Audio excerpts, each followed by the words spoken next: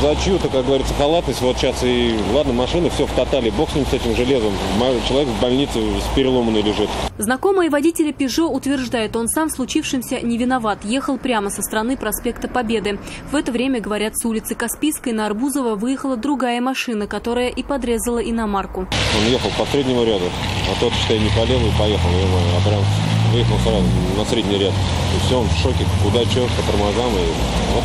Неуправляемый «Пежо» снес несколько секций дорожного ограждения, врезался в трамвайную остановку и остановился. При этом балка от забора прошила машину со стороны переднего пассажира. Благо, водитель в автомобиле был один.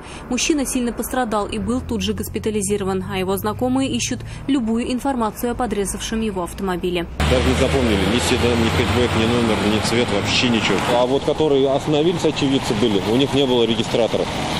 Может, кто-то, сзади ехал, может, какой-то регистратор, хотя бы понять, что за машина. Айгуль Бадрудинова, Наиль Абдулин, вызов 112.